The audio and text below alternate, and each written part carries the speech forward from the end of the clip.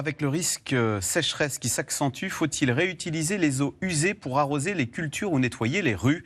La France est très en retard dans ce domaine, notamment à cause de freins psychologiques. Théo Manval et Marion Devauchel se sont rendus dans le sud-ouest où le recyclage de l'eau est expérimenté. Dans le port de Sète, à 2 pas des bateaux, un dispositif précurseur de recyclage des eaux usées. Dans ces conteneurs en béton sont traitées les eaux issues des toilettes, des douches et des lavabos des bâtiments du pôle nautique. Donc sur ce système de traitement, on a une première partie qui vient réceptionner toutes les eaux usées. On les préfiltre pour éviter les grosses matières.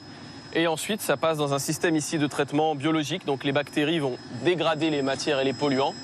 Et on a des membranes immergées qui vont permettre de faire la filtration finale qui va séparer l'eau de tous les polluants. Une station d'épuration miniature qui permet de réutiliser cette eau, notamment pour nettoyer les coques des bateaux. Une économie de 6 millions de litres d'eau potable chaque année, soit la consommation de 40 000 personnes. Pour le port de Sète, cela valait bien l'investissement de 200 000 €. L'eau potable, même dans un port où on a plein d'eau à côté, reste une ressource extrêmement rare. Dans un milieu industriel où on en utilise beaucoup, et voilà, on a des gens qui l'utilisent pour les karchers, il y a les sanitaires, il y a les douches. Et avant, en fait, on pensait que c'était pas un problème. C'est vrai que c'était simple d'ouvrir un robinet et de se dire qu'on avait de l'eau.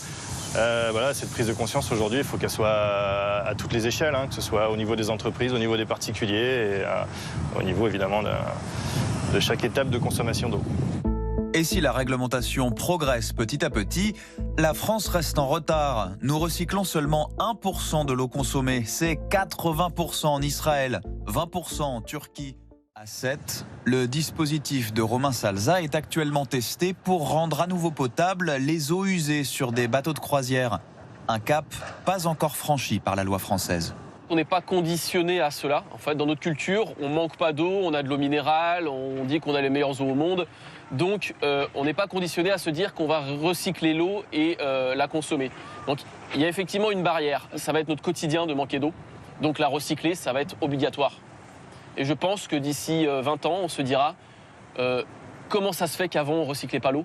Et ça paraîtra normal pour toutes les nouvelles générations.